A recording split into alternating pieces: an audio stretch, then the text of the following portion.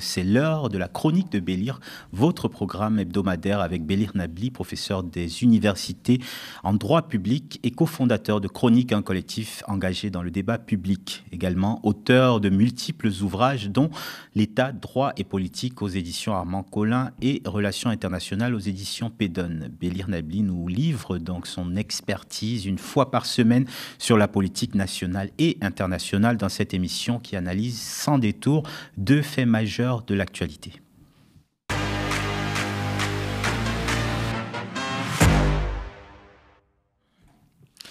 Édouard Philippe est-il le sympathique futur successeur d'Emmanuel Macron qu'on nous vend ? Vous avez sûrement, vous aussi, été abreuvé par ces sempiternels classements des personnalités politiques préférées des Français, souvent trustés par l'ancien Premier ministre qui est évidemment déjà candidat à l'élection présidentielle de 2027.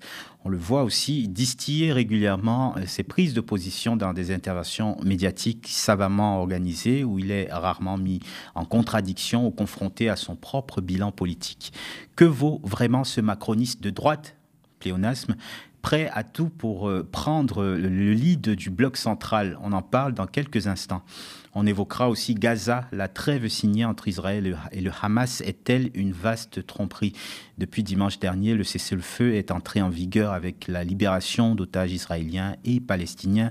Mais combien de temps durera cette trêve? On le verra. Donald Trump lui-même émet déjà des doutes sur la suite.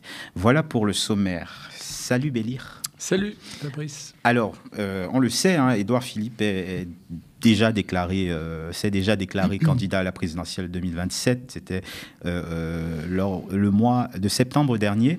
Mais son projet présidentiel reste encore creux. Dans une interview qu'il a donnée samedi dernier aux Parisiens, voici ce qu'il disait. Je suis en train d'y travailler et je ne suis pas de ceux qui lâchent des idées ou des projets qui ne sont pas suffisamment mûris. Et puis, la période politique actuelle ne permet plus de grandes transformations jusqu'à la prochaine échéance présidentielle. Il n'y a pas de majorité, pas de mandat clair. Alors Bélir, on a quand même un peu de mal à comprendre son projet. C'est la continuité du macronisme qu'il nous prépare. En fait, tu l'as souligné, on a l'impression d'avoir affaire à un produit commercial, à quelque chose qui est fabriqué notamment par le système médiatique et qui devrait s'imposer à nous comme une évidence. Et c'est vrai que ça nous rappelle d'autres produits marketing, notamment Emmanuel Macron, qui a été poussé et boosté par le système médiatique. Mais ce que je trouve intéressant avec Édouard Philippe, c'est le contraste entre ce qu'il est vraiment, au moins politiquement parlant, et une apparence, une vitrine qu'on essaye de nous vendre. La vitrine, quelle est-elle? C'est finalement un personnage, dynamique, relativement jeune, qui est susceptible d'être transgressif. Rappelle-toi, tu dois le savoir, mais il a commencé à militer au PS au tout début de son parcours, en tous les cas en tant que jeune étudiant. Et donc, il a commencé au PS, il s'est intéressé au mouvement, au courant rocardien. Et puis, finalement, comme souvent, chez ceux qui commencent au PS en passant par la CAS Sciences Po ENA, eh bien, on bifurque.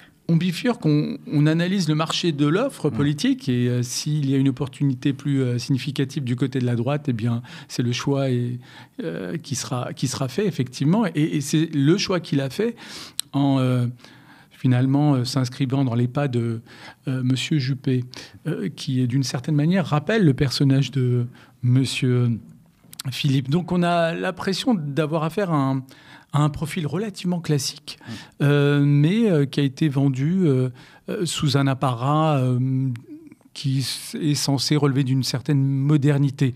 Alors modernité non seulement parce qu'il a goûté à la gauche, mais qu'il a choisi à la droite, mais qu'il a su également, notamment durant la campagne présidentielle de 2007, faire campagne naturellement pour Alain Juppé, mais tout en signant, je ne sais pas si tu t'en rappelles, des chroniques pour Libération, donc un pas à gauche. Bref, il a cultivé lui-même cette ambiguïté, cette ambivalence qui était censée finalement être un trait de spécificité, une forme de capacité à parler à la gauche, en vérité. Et c'est en cela que j'en reviens à ce qu'il est vraiment, d'un point de vue de son identité politique. Il est d'un grand classicisme. C'est un homme de droite, au sens où il répond à au moins 2 traits significatifs pour un homme de droite. Il le disait d'ailleurs en 2018 ou 2019 qu'il était lui-même plus libéral qu'Emmanuel Macron. En fait, il a toujours revendiqué son étiquette, son appartenance à cette famille politique de droite.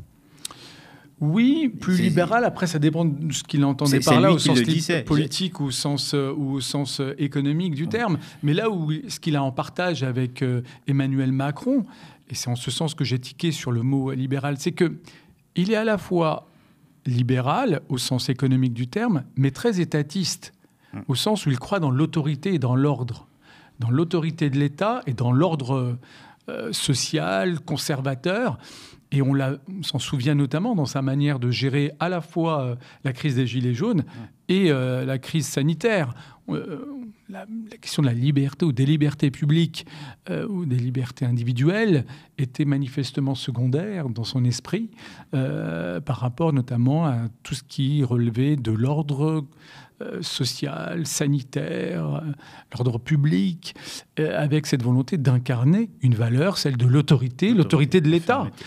Et ça, il a vraiment joué de cette volonté d'incarnation de l'autorité de l'État, vraiment dans le prolongement du discours macroniste aussi.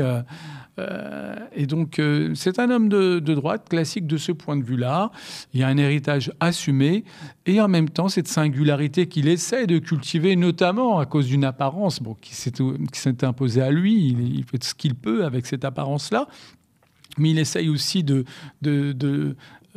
faire un avantage, de cultiver une singularité en essayant de mettre en avant certaines qualités humaines, notamment forme de courage, de faire face à la maladie, ce qui n'est pas rien, en rendant public également cette difficulté-là.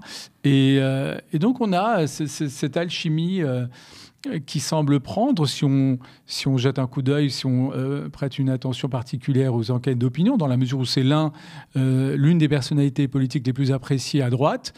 Et ce n'est pas rien lorsqu'on entretient une ambition présidentielle, parce que, je voudrais terminer sur ce point, c'est derrière son identité politique ancrée à droite, il a aussi ce trait distinctif des personnages de la Ve République, il croit dans son destin personnel. Et puis, il a un bilan politique, ces enquêtes d'opinion qui s'adressent souvent à des personnes qui peut-être ne maîtrisent pas son bilan politique, ses échecs, prennent surtout en compte une certaine aura qu'il aurait comme ça de sympathie naturelle.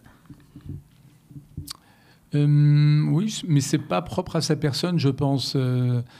Non, je pense que ce qui a peut-être marqué, ce qui a pu ancrer la sympathie que tu soulignes, c'est le fait qu'il a incarné une forme de sérénité pendant la gestion de la crise sanitaire, une sérénité qui contrastait avec, une forme de malaise et de crise d'angoisse qui transparaissait dans les prises de position et prises de parole du président de la République. Ce contraste-là a incontestablement marqué les esprits et joue aujourd'hui en sa faveur. Alors, lui, pourtant, Édouard Philippe ne se prive pas pour critiquer la gestion économique actuelle. Comme dans C'est à vous, l'émission C'est à vous, le 9 janvier, où il pointe les défaillances budgétaires de la France. On l'écoute.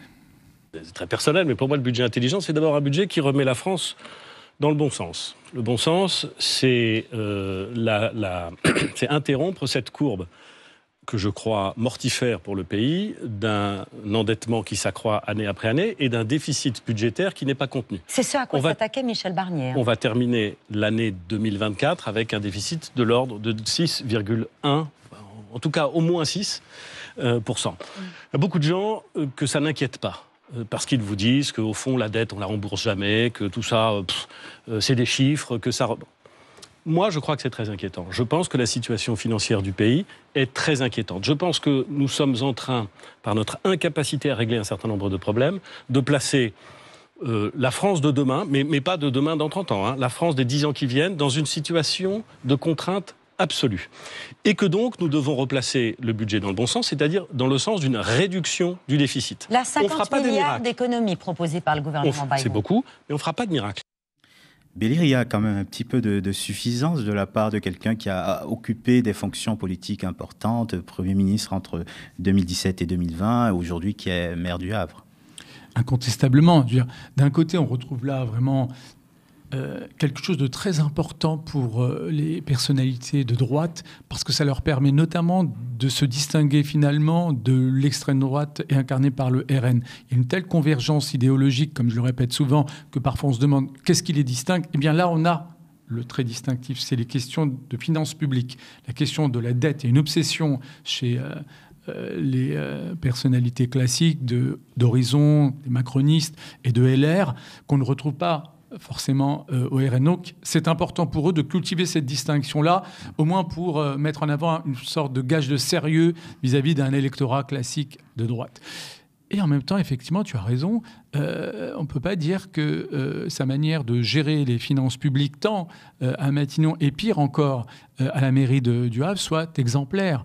On a là une posture je veux dire de donneur de leçons en matière de respect de l'équilibre budgétaire, de l'impératif de lutte contre la dette publique, qu'on n'a pas pu, enfin qu'on ne peut pas lui reconnaître en tant que responsable politique et responsable du budget de l'État, mais aussi et surtout, je dirais presque, en tant que responsable du budget de la ville du Havre, qui a été régulièrement fustigé, vilipendé par la Cour des comptes régionale, notamment, qui est compétente pour sa ville, et jusqu'aujourd'hui. Je veux dire, c'est une ville qui accuse, sous les mandats successifs de M. Édouard Philippe, une dette publique conséquente qui n'est pas là pour soutenir ou illustrer son discours. Donc on a là aussi également un trait très important, un contraste entre le discours que peuvent tenir un certain nombre de responsables politiques et finalement le bilan de leur action. Et ce contraste-là, et pour le coup, peut coûter pendant une campagne présidentielle. Et il faut dire aussi que Édouard Philippe est sous le coup d'une enquête du parquet national financier pour prise illégale d'intérêt, notamment à la mairie du Havre, si je ne me trompe pas, pour prise illégale d'intérêt, une enquête qui a l'air de passer totalement sous les radars de ces interventions médiatiques récentes. C'est vrai, tu as raison. Parce que ce n'est pas qu'une affaire, il a une série de... Il a un dossier judiciaire, c'est un personnage politique qui connaît une série de poursuites judiciaires, notamment devant la Cour de justice de la République, pour notamment sa gestion de la crise sanitaire, mais plus largement, et là c'est un élément très important dans sa personnalité. Si on ne revient pas beaucoup dessus, c'est que lui-même semble prendre tout cela à la légère. Et ça renvoie à une forme de défiance qu'il a vis-à-vis de tout ce qui a trait à l'exemplarité, ou discours sur l'exemplarité des responsables politiques. Il n'accepte pas notamment, premièrement, la loi sur le cumul des mandats. Il voudrait qu'on revienne dessus. Il voudrait cumuler notamment sa fonction actuelle de maire avec la fonction de député. Et donc ne plus avoir le choix, cumuler à l'ancienne, comme les vieux barons de droite, mais aussi à gauche, comme on a pu les connaître. Donc il voudrait revenir dessus. C'est plus largement aussi la question du conflit d'intérêts. C'est un homme qui, depuis qu'il a fini ses études, donc à la sortie de l'ENA, a fait des va-et-vient, voire a cumulé des fonctions publiques et privées. Il a connu donc déjà ce qu'on appelle le pantouflage, puisqu'il a commencé au Conseil d'État, puis il est devenu avocat, où il a pu exploiter finalement son expérience et le carnet d'adresses qu'il a pu constituer grâce à ses fonctions de haut fonctionnaire, de magistrat public. Et puis ensuite, il a cumulé en tant que responsable, enfin une fois qu'il est devenu élu, où après sa fonction de Premier ministre, il n'a pas hésité à franchir le Rubicon du secteur privé en étant d'abord chez Areva, en tant que finalement lobbyiste de cette entreprise française spécialisée dans l'énergie nucléaire, mais également aujourd'hui comme membre du conseil d'administration d'Atos, qui est une grande entreprise du numérique, une grande entreprise française du numérique. Donc lui, là, il ne voit jamais le problème de ce point de vue-là. Et je dirais même qu'il s'était opposé, alors pas frontalement, parce qu'il était quand même Premier ministre, mais à la loi sur l'exemplarité de 2017. Il n'était pas très chaud. C'était la première loi du mandat présidentiel d'Emmanuel Macron. Et c'était vraiment pas sa tasse de thé. Et je vous renvoie notamment à ses premières déclarations de patrimoine qu'il a remplies avec une très, très grande légèreté, au point d'être repris par la haute autorité à la transparence de la vie publique, en lui disant que ça n'aide pas. Mais il a répondu toujours par la même posture, la même défiance vis-à-vis de ce type de contraintes. Donc il y a là, encore une fois, on retrouve quelque chose, enfin ce contraste dont je te parlais, d'un côté un personnage un peu, qui donne une apparence sympathique dans la mesure où, voilà, il n'est pas brutal, il n'est pas vindicatif, mais en même temps on retrouve une forme de rigidité idéologique qui renvoie finalement à des vieilles pratiques politiques, incarnant une baronnie qu'on pensait terminée. Et je précise donc qu'il est sous le coup d'une enquête donc, du parquet national financier pour être complet pour prise illégale d'intérêt, détournement de fonds publics, favoritisme et harcèlement moral, juste pour être, c'est pas mal, en effet, complet, parce que ça fait quand même beaucoup. On se souvient de sa gestion assez libérale de la France qui a provoqué à la naissance du mouvement des Gilets jaunes, tu en parlais, notamment libéral, le maintien autoritaire, presque. Autoritaire même, on pourrait le dire, le maintien de la taxe carbone. Je te propose de regarder une vidéo assez éloquente qui date de 2021. Édouard Philippe est l'invité des Mardis de l'ESSEC.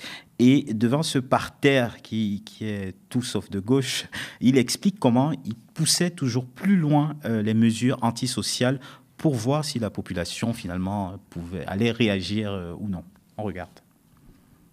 2017, on fait les ordonnances travail. Moi, je me dis, quand on fait les ordonnances travail, ça va être terrible. Parce que je me souviens de la loi travail, 2 ans avant. Manifestation monstre, tension maximale. Et on fait les ordonnances travail et ça passe. On fait la réforme de la SNCF. On met fin au statut. Et on ouvre la concurrence. On s'attend à des blocages complets. Et on ne les a pas tant que ça. Il y a des grèves, mais ça passe. On dit qu'on va pouvoir entrer dans les universités, dans l'enseignement supérieur, sur le fondement d'une orientation sélective. Si vous avez suivi l'actualité politique des 20 ou 30 dernières années, vous savez que c'est une bombe.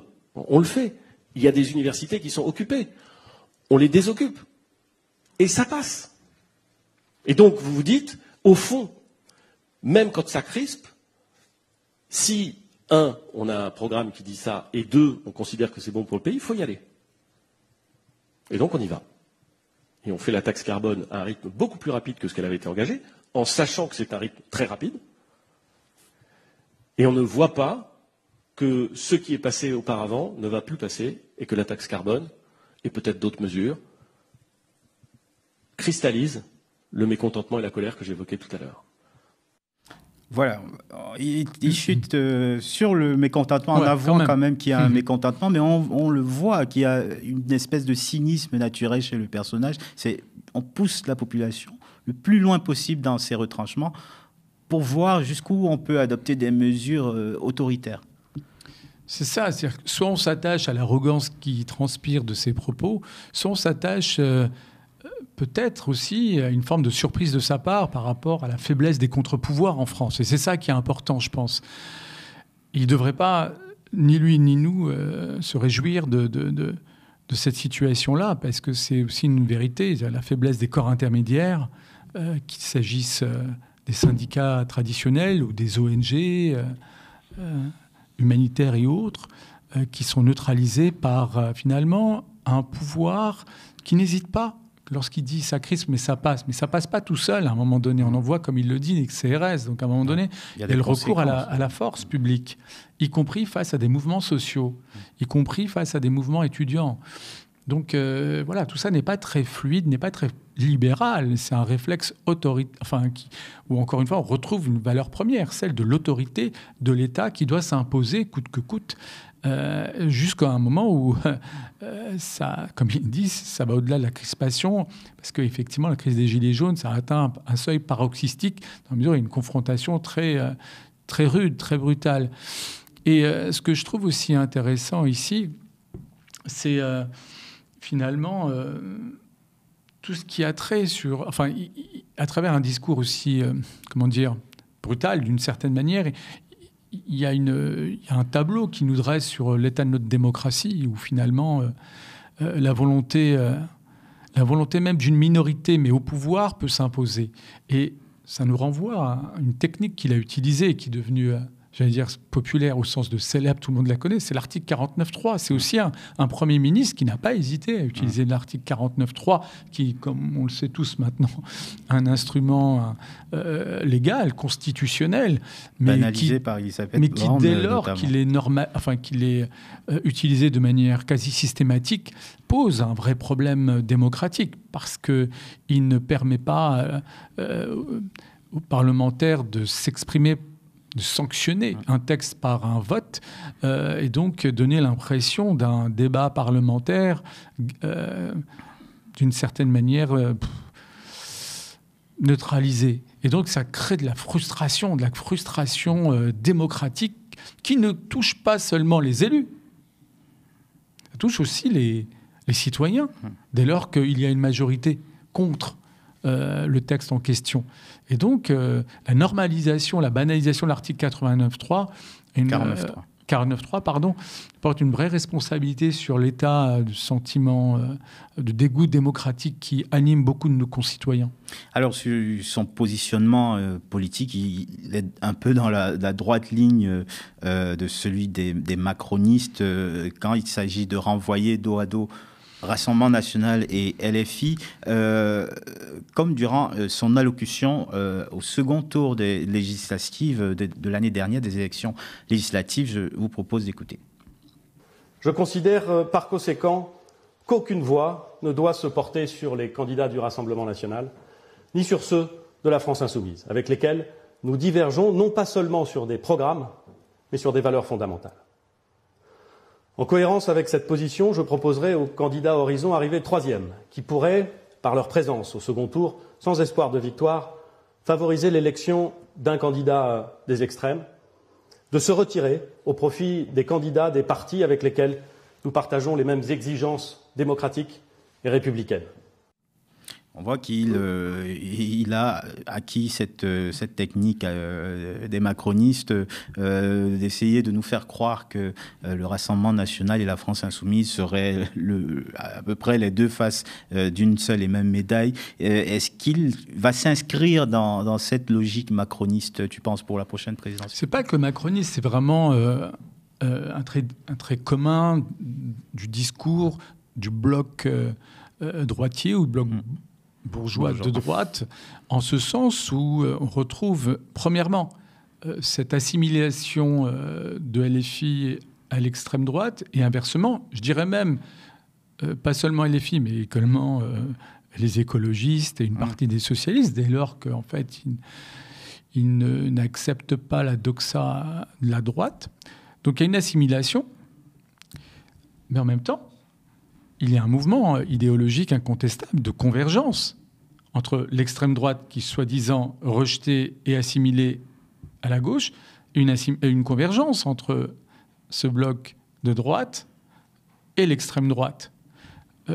Et pour illustrer le caractère, fictif de cette assimilation, en ce sens où elle masquerait derrière une convergence entre la droite et l'extrême droite, même Édouard Philippe a rencontré Marine Le Pen. Et c'est les fameux dîners. Il y a eu un dîner. Lui et Marine Le Pen. C'est pas lui qui l'a divulgué. Ça a été divulgué, on l'a appris. Il a dû se justifier. La seule raison qu'il a avancée, c'est que finalement, il était prêt à discuter avec toute personne, tout responsable politique en tant que républicain, démocrate, même s'il ne partageait pas les convictions de Madame Le Pen, y compris pour...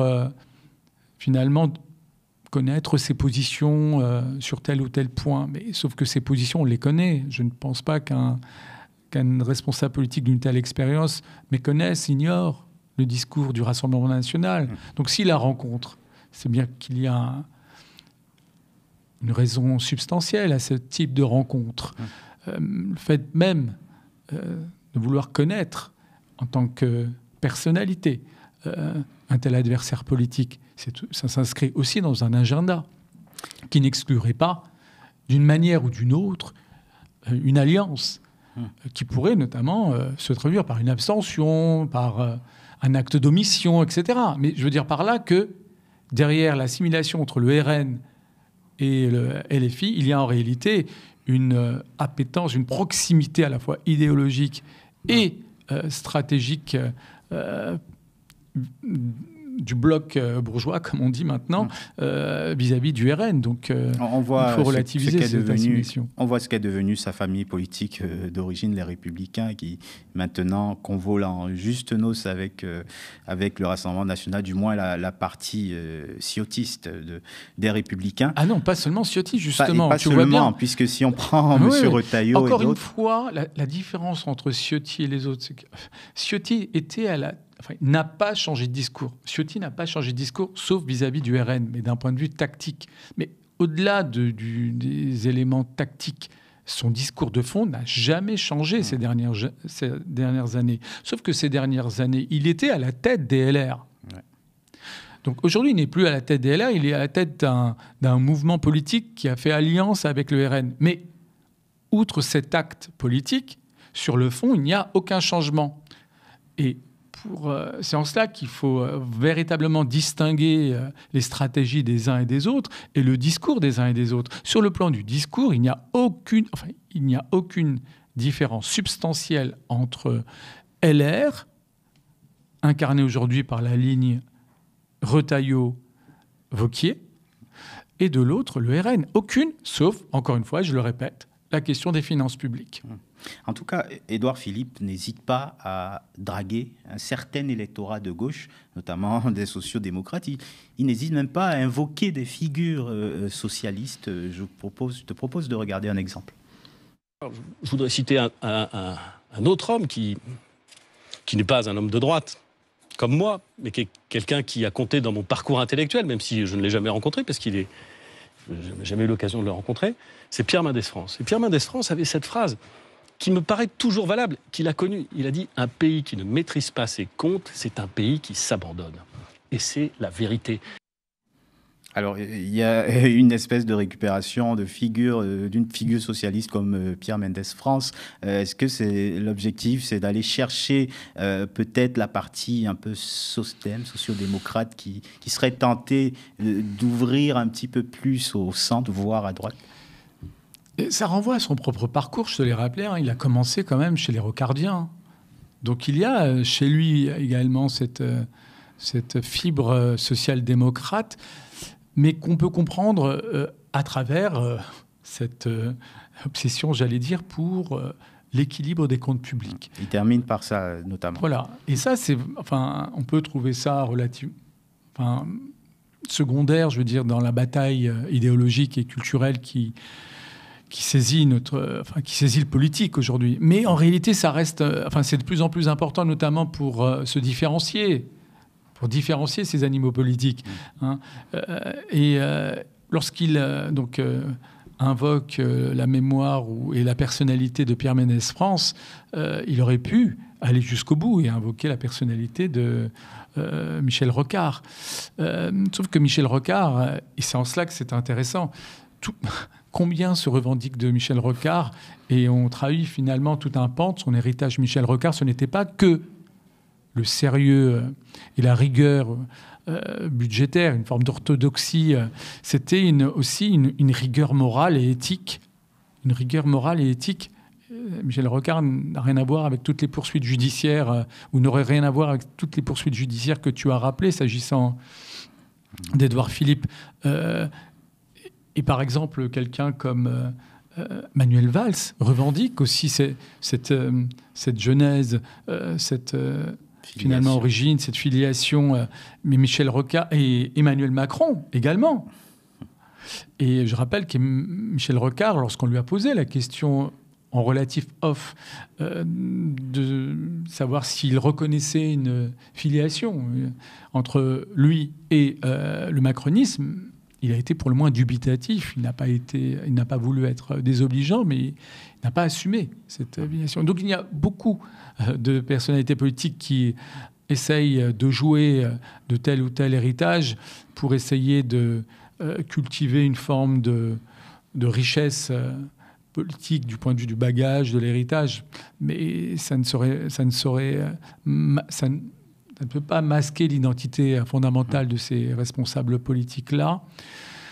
Et Édouard Philippe, en l'occurrence, comme il aime à le rappeler, est d'abord un homme de droite, mais qui aime à jouer le jeu de la triangulation. On en a déjà parlé, tu sais, c'est le fait d'être bien identifié dans un camp politique, mais sans hésiter pour autant à essayer de gratter des voix, des idées issues du camp politique adverse pour essayer d'élargir son spectre. Donc c'est ce qu'il tente, avec à l'esprit également, pourquoi pas, un aboutissement. J'ai parlé de la possibilité de tendre la main à l'extrême droite un jour, on ne sait jamais, mais en même temps, il tente également de tendre la main, notamment à l'aile droite de la gauche, si j'ose dire, incarnée aujourd'hui par Raphaël Glucksmann. Je rappellerai qu'au soir du second tour de l'élection, des élections européennes, juste après l'annonce de la dissolution, il y a eu un échange téléphonique entre Raphaël Glucksmann et Édouard Philippe, et les discussions n'étaient pas de nature littéraire. Affaire à suivre, et on verra ce qui se passera jusqu'à la prochaine présidentielle de 2027, et donc cette candidature déjà déclarée d'Édouard Philippe. On passe à Gaza. 15 mois après le début des bombardements israéliens, une trêve est donc entrée en vigueur à Gaza avec la libération d'otages, mais aussi ces images toujours frappantes de ruines de la bande de terre qui a été littéralement rasée par l'armée israélienne. Vous pouvez le voir sur ces images, plusieurs centaines de camions aussi chargés d'aide humanitaire ont pu pénétrer dans l'enclave palestinienne afin de soulager la population palestinienne. Bélir, ces images sont assez terribles. Est-ce qu'on peut véritablement croire à cette trêve, à ce cessez-le-feu ? Alors d'abord, c'est intéressant de voir ces images puisqu'on ne les voit pas dans la plupart des médias mainstream, donc il ne faut pas hésiter à les diffuser. Ensuite, elles viennent attester de la gravité de la situation humanitaire et de la gravité des accusations judiciaires dont font l'objet à la fois l'État d'Israël, qui est poursuivi pour génocide devant la Cour internationale de justice, et ses dirigeants, en particulier Benjamin Netanyahou, qui lui est poursuivi pour crimes de guerre et crimes contre l'humanité devant la Cour pénale internationale. Donc j'en profite pour souligner que la trêve ne met pas fin ou ne suspend pas les poursuites, ni l'instruction devant la Cour internationale et les poursuites devant la Cour pénale internationale. Ça, c'est très important, parce que ça aura au moins le mérite d'inscrire ce conflit d'une nature exceptionnelle dans un temps relativement long et ne pas tenter de tourner la page, même si a priori on ne risque pas de la tourner aussi facilement, mais on va y revenir. Mais on a très peu entendu parler de ces poursuites justement dans les médias ces derniers jours. Oui, mais c'est ça qui est intéressant. Même si les médias ne prêtent pas attention à cette dimension juridique et judiciaire, ces dimensions existent. Le travail des juges, le travail judiciaire est réalisé. Il prendra le temps qu'il faudra. C'est un temps long par définition, mais il va donner la mesure aussi de ce qui s'est passé. Il y a les images qui vont rester, et il y a ce travail-là. Et puis, bien sûr, encore à plus long terme, le travail des historiens. Et c'est très important parce que tu sais bien la frustration que crée finalement le traitement médiatique inique de ce conflit, dans la mesure où, encore une fois, les Palestiniens sont invisibilisés, déshumanisés, et donc finalement, ce sentiment que leur souffrance n'existe pas, elle relève d'une forme de chimère ou de quelque chose de... Et cela s'est observé encore dans ces c'est pour ça que je reviens dessus. Parallèles, c'est qu'il y avait une façon d'humaniser et de personnifier les otages du côté israélien, alors qu'on parlait de prisonniers de la part des Palestiniens, sachant que parmi ces prisonniers, il y avait des personnes qui étaient des mineurs, il y avait des personnes qui, évidemment, avaient été retenues sans procès, sans aucune forme de jugement, et cela a été très peu souligné aussi. Oui, d'un côté, on ne pouvait que saluer et comprendre le soulagement autour de la libération des otages israéliens. Mais de l'autre, il y a de quoi s'interroger sur, encore une fois, cette incapacité à mesurer la souffrance des Palestiniens, prisonniers souvent de manière abusive, c'est-à-dire sans fondement. Beaucoup des Palestiniens qui ont été libérés sont des femmes et des mineurs qui, souvent, étaient sous le coup du régime administratif qui prévoyait donc des emprisonnements sans perspective assurée d'un procès, sans motif sérieux, et donc avec une situation factuelle qui mérite le parallèle à un moment donné avec une forme de prise d'otage de la part de l'État d'Israël à travers ce régime juridique qui a été créé, qui n'est pas digne, encore une fois, d'un État de droit, Et donc, malgré cette réalité-là, il y a cette capacité encore des médias mainstream à ignorer cette part d'injustice qui structure pourtant ce conflit israélo-palestinien.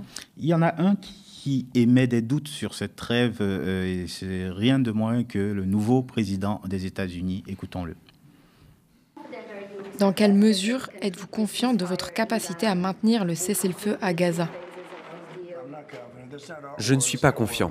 Ce n'est pas notre guerre, c'est leur guerre. Mais je pense qu'ils sont affaiblis d'un autre côté. J'ai vu des images de Gaza. Cela ressemble à un immense site de démolition.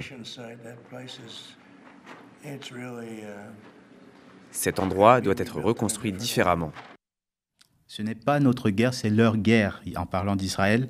Qu'est-ce que cette déclaration dit de l'implication que va avoir Donald Trump? Est-ce qu'il va vraiment imposer la paix ou est-ce qu'à un moment donné, il va juste laisser faire?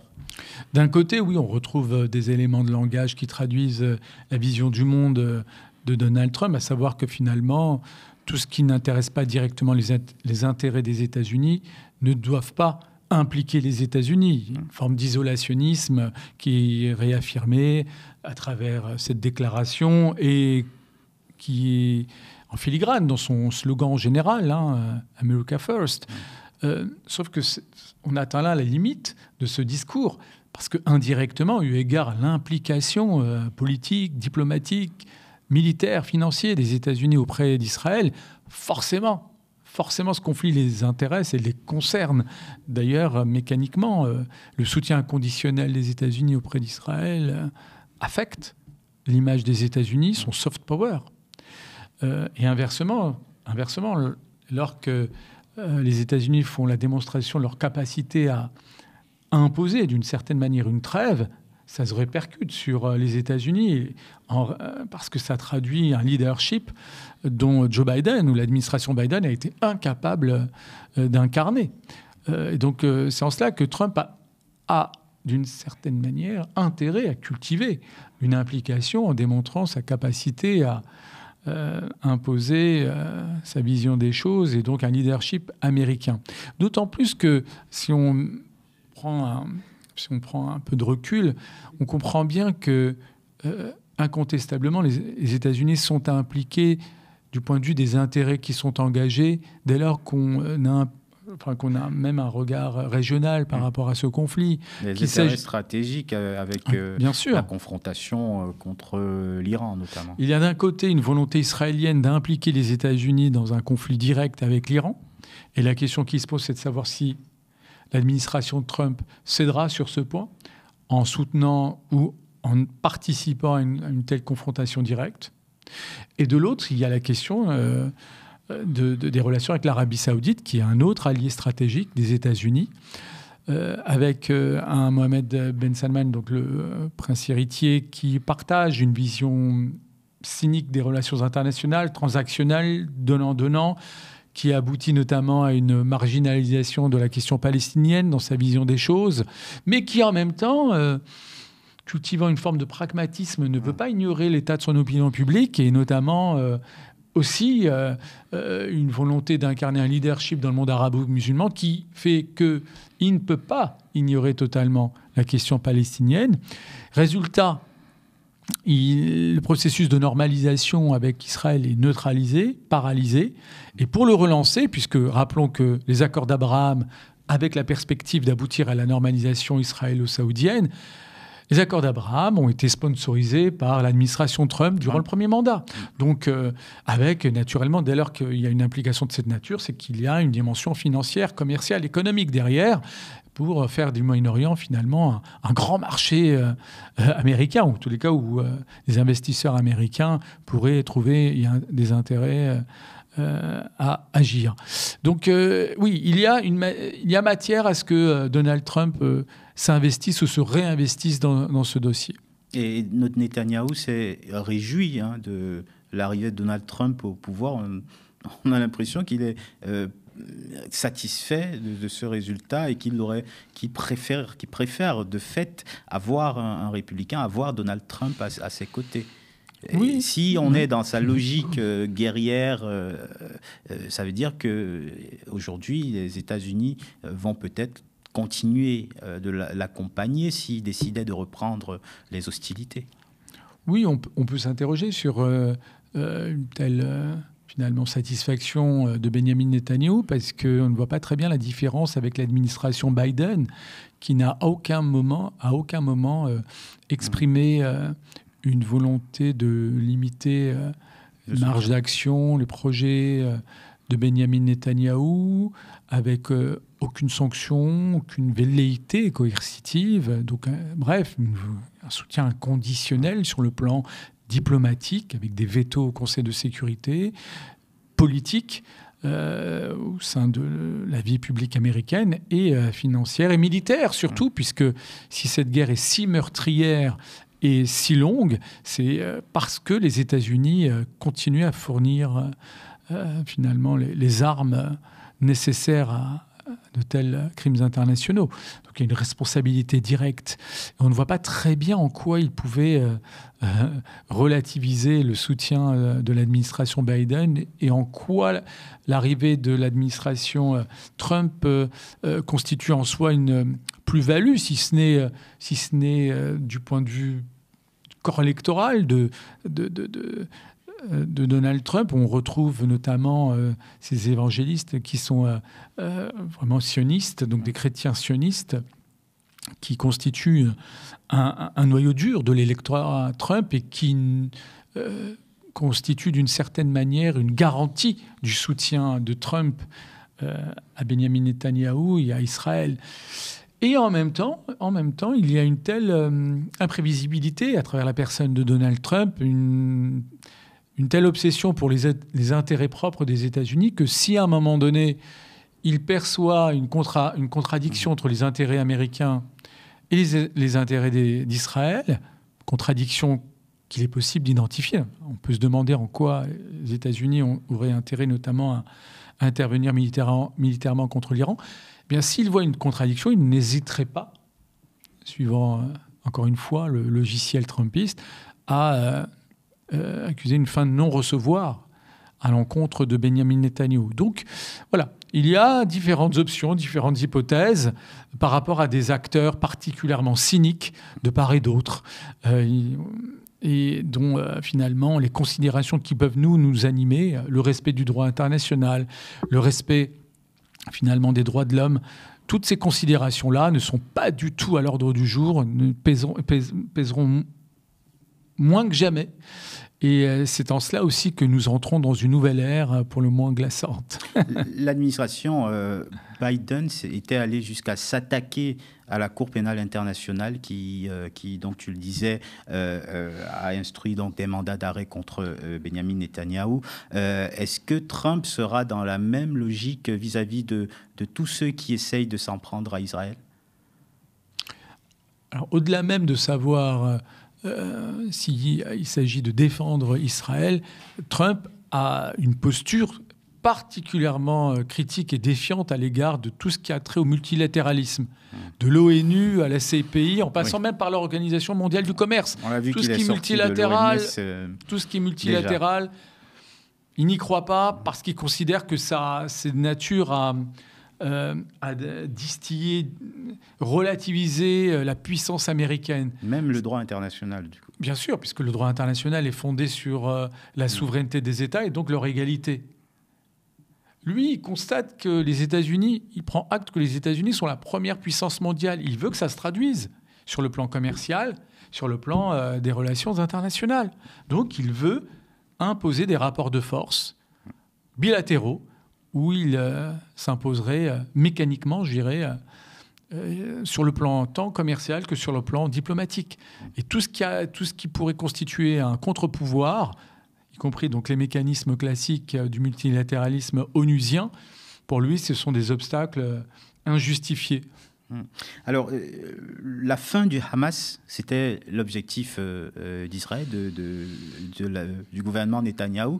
Est-ce que c'est vraiment possible? On le voit que le Hamas n'a pas disparu. Malgré 15 mois de bombardements, de frappes, de traques, le mouvement est toujours présent, est toujours là, continue de recruter. Est-ce que ce n'est pas l'argument ultime qui va briser ce cessez-le-feu et continuer la mécanique du massacre?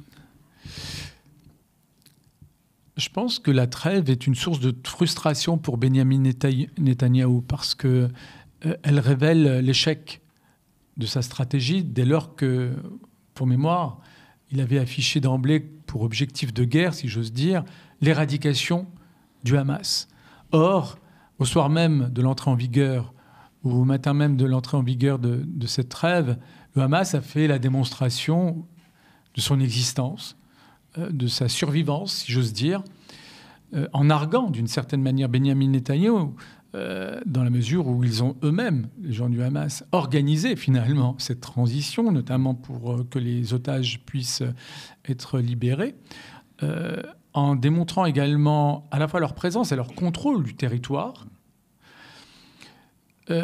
en démontrant également que les effectifs demeurent. Ils ont été amoindris.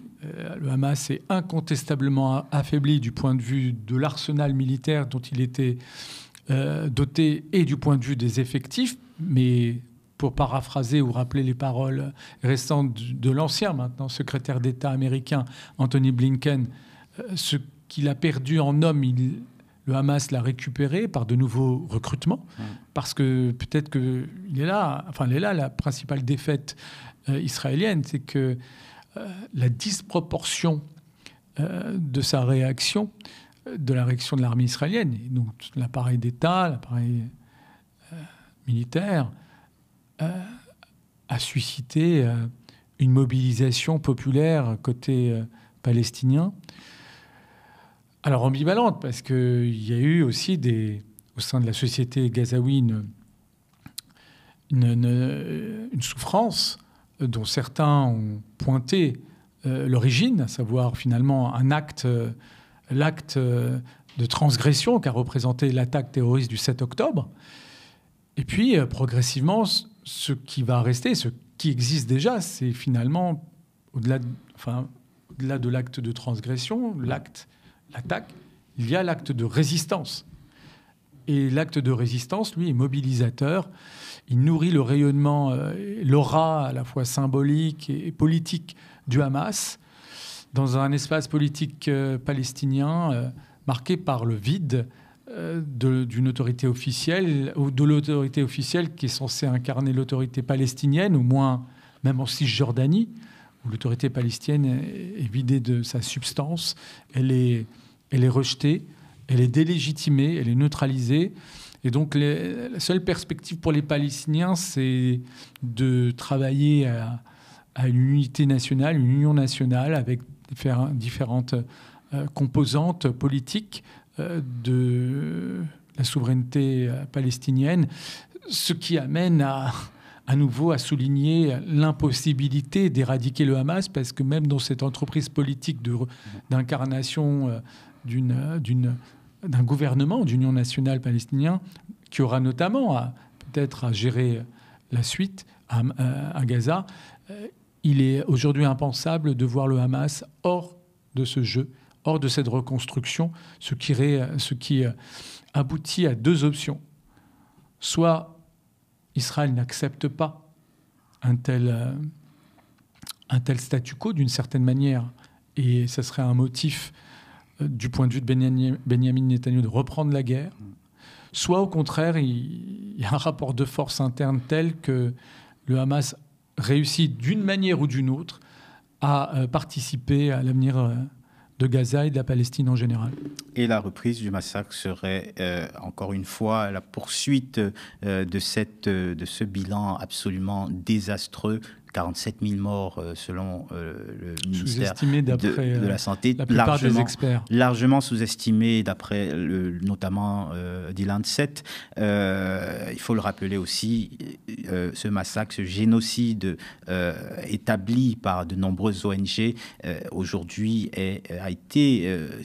passé au vu, au su de tout le monde, la communauté internationale, malheureusement, se montrant impuissante, totalement impuissante, l'Europe, la France notamment.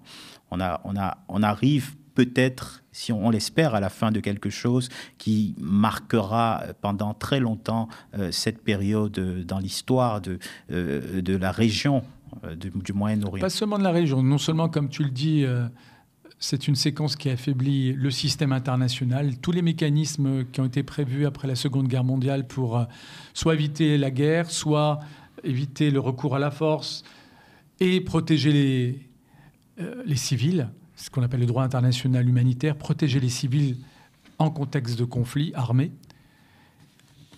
Mais plus largement, au-delà de la faillite du système onusien, du fait du comportement des grandes puissances, y compris occidentales, il y a l'état de nos démocraties qui ont dévoilé également à travers cette séquence leur faiblesse, à travers des représentants dirigeants qui ont participé activement à un soutien inconditionnel aux crimes internationaux qui ont été commis à Gaza. Et je dirais même pire, c'est l'état de la vie démocratique, du débat public, puisqu'on a assisté concomitamment à ce qui se passait à Gaza, à des restrictions de liberté collectives et individuelles, notamment la liberté d'expression. Dès lors que des manifestations de soutien ou de solidarité avec le peuple palestinien étaient affichées, il y avait le risque de faire l'objet d'une garde à vue pour des motifs injustifiés. Et plus largement, même dans le débat public, on a un certain nombre de responsables politiques de l'extrême droite jusqu'à une certaine gauche qui ont affiché un soutien inconditionnel à Israël, pour certains contraires aux valeurs qu'ils affichent. Je rappelle notamment les dernières déclarations de Jérôme Gage qui, encore une fois, dévoilent que ce type de posture de responsables politiques qui mettent en avant l'universalisme pour, en réalité, incarner une forme d'occidentalisme, pour pas dire communautarisme. Député socialiste, Jérôme Gage. Merci beaucoup, Bélir, pour cette nouvelle chronique.